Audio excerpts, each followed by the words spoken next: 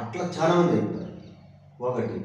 రెండవది ఏమిటంటే ఎంప్లాయీస్ ₹1,00,000 జీతం అనుకో, ఇంకా ఎక్కువ సంపాదించాలి మనం అనేసి ఒక గవర్నమెంట్ ఎంప్లాయీ, ప్రైవేట్ సాఫ్ట్వేర్లు, ఈ రియల్ ఎస్టేట్ డబ్బులు ఉండవు, పూర్తి టోటల్గా రైతులు నాశనం చేస్తున్నారు. వీళ్ళు గిట్టుబాటు ధర రాని దానికి కారణం ఏమంటే వీళ్ళే మెయిన్ పాయింట్. వచ్చా ఇప్పుడు ఒక రియల్ ఎస్టేట్లో ఒక 2-4 కోట్లు సంపాదించాడు అనుకో, ఒక 50 లక్షలు పోతే బాగాలేదని చెప్పి వ్యవసాయం మీద పెడతాడు. అది వచ్చినా రాకపోయినా పోన్లేని పెడతాడు. మనకేమి 2 కోట్లు కొనేటాడు, 3 కోట్లు లాభం వచ్చేసి 50 లక్షలు పోన్లేము. అప్పుడు 50 లక్షలు ఖర్చు పెట్టినప్పుడు ఏమవుతుంది, వారికి దొరుకుతుంది 3 కోట్లు వచ్చేసి మళ్ళీ టమాటో. ఈ 50 లక్షల రూపాయలు ఈసారి 50 లక్షలు టమాటా ఖర్చు పెట్టాడు, మళ్ళీ ₹1,00,00,000 కడతాడు, ఇంకా 10 కాలేస్తాడు. ఈ సామాన్య రైతు ఆ 20 గుంటలు అర్ధ ఎకరా నాటుకునే వాళ్ళు ఏం కావాలా, వాళ్ళకి రాదు.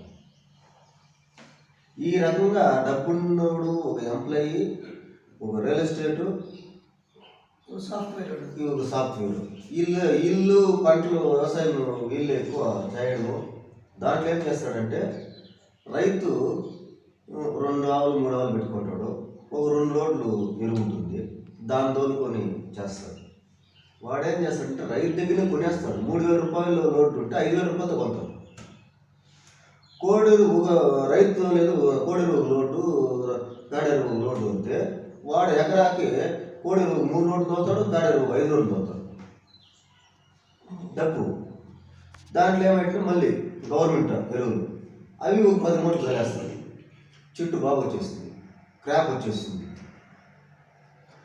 మనం మామూలు రైతు ఇది సింపుల్గా చేసుకునేవాడు, నువ్వు 50 బాక్సులు పని చేస్తే వాడు 150 బాక్సులు పని చేస్తాడు మన ఎకరాకి.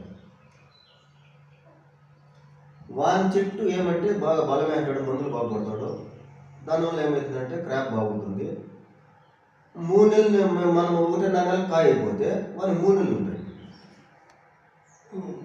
మనం ఏంటి బాగుపడేది, డబ్బున్నోడు డబ్బే జరుగుతా ఉంది, డబ్బున్నోడు ముందు కాల పరిస్థితి. లేనోడు అట్లే ఉంటాడు,